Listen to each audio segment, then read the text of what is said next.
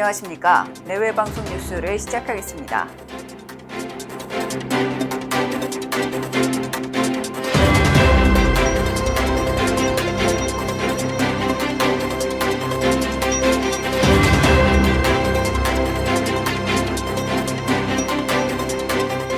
성추행 사건으로 물러난 오거돈 전 부산시장 일가가 가덕도에 토지를 보유한 것으로 밝혀졌습니다. 윤한홍 국민의힘 의원실과 조선일보는 부산시청 자료를 바탕으로 이 같은 사실을 공개했는데요. 가덕도 신공항 건설부지 노른자위 땅 450평을 보유한 것으로 나타났습니다. 오 전 시장은 부산시장 선거운동 때부터 가덕도 개발을 강력하게 내세웠는데요. 더불어민주당은 신공항을 건설하기 위해 특별법 입법을 추진하고 있습니다. 한편 가덕도 사유지의 83%는 외지인 소유인 것으로 나타났는데요. 문재인 대통령이 신공항 건설을 반드시 실현하자고 힘을 실으면서 가덕도의 땅값 전망은 더욱 높아지고 있습니다. 윤석열 검찰총장이 오늘 대구고검지검을 방문해 간담회를 열었습니다. 중대범죄수사청 신설에 대한 메시지를 내놓은 것으로 예측되고 있습니다. 최근 여당은 국수본, 공수처, 중수청 등 사정기관을 잇따라 신설 추진하면서 검찰의 수사권을 축소하고 있는데요. 윤 총장은 앞서 중수청이 생기면 수사와 기소가 분리되는 것인데 그렇게 되면 중대범죄를 법정에서 유죄로 이끌어내기 어려워져 결국 특권층 범죄의 사각지대가 생긴다고 반대의 목소리를 냈습니다. 윤 총장이 오늘 또 한 번의 입장을 내놓은 것으로 보이는 가운데 박범계 법무장관은 말을 아끼고 있습니다. 서울시 인구 감소세가 가팔라지고 있습니다. 서울시는 3일 지난해 말 기준 총인구가 991만 1088명으로 집계됐다고 밝혔는데요. 인구가 1000만 미만으로 줄어든 것은 32년 만입니다.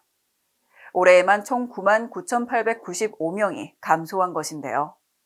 이 중 내국인은 0.62%, 외국인은 13.93% 감소한 것으로 나타났습니다.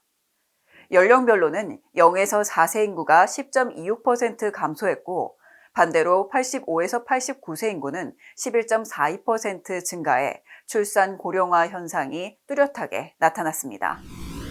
세계 최대 규모인 인천항 크루즈 전용 터미널이 3년째 개점 휴업을 이어갈 것으로 보입니다. 정부와 인천항만공사는 1,100억 원을 들여 터미널을 건립했는데요. 세계에서 가장 큰 22만 5천 톤급 크루즈선이 정박할 수 있는 길이 430m 부두를 갖췄습니다. 2014년 아시안게임 개최를 전후해 크루즈 관광이 활성화되면서 한때는 한 해 95척까지 기항했었는데요. 그러나 2017년 한중 간 사드 갈등과 신종 코로나 바이러스 감염증 등으로 크루즈 입항이 연이어 취소되고 있습니다. 이에 따라 올해에도 개점 휴업 상태를 이어갈 것으로 보입니다. 전 세계적으로 백신이 배포되며 도쿄 하계올림픽이 예정대로 개최될 가능성이 커지고 있습니다. 지난해 신종 코로나 바이러스 감염증 확산으로 올림픽이 한 차례 미뤄졌었는데요. 국제올림픽위원회와 일본 정부 그리고 도쿄올림픽 조직위원회가 강행 의지를 내비치면서 이번에는 예정대로 개최될 가능성이 커지고 있습니다.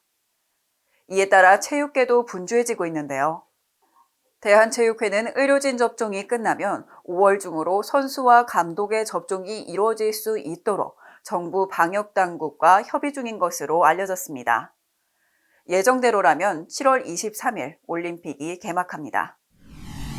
2018년 평창 동계올림픽 스노보드 알파인 은메달리스트 이상호 선수가 세계선수권대회에서 5위에 올랐습니다. 이상호 선수는 현지 시간 2일 2021년 스노보드 알파인 세계선수권대회 남자 평행회전 경기에 출전했는데요. 선수 57명 가운데 5위를 차지하며 8강에 진출했습니다. 이에 따라 11개월 앞으로 다가온 2022년 베이징 동계올림픽 출전에 벌써부터 관심이 쏠리고 있는데요. 이상호 선수는 2018 평창 동계올림픽에서도 은메달을 획득했습니다. 위대한 프랑스 사상가 루소는 사회계약론을 통해 민중과 지배층의 수평적 계약을 강조했습니다. 자신이 옳다고 생각하는 일부가 나머지를 통제하는 것이 아니라 서로 협동하고 고민하며 가치를 실현해야 한다고 주장한 것인데요. 민주주의의 근간이라고 할 수 있습니다.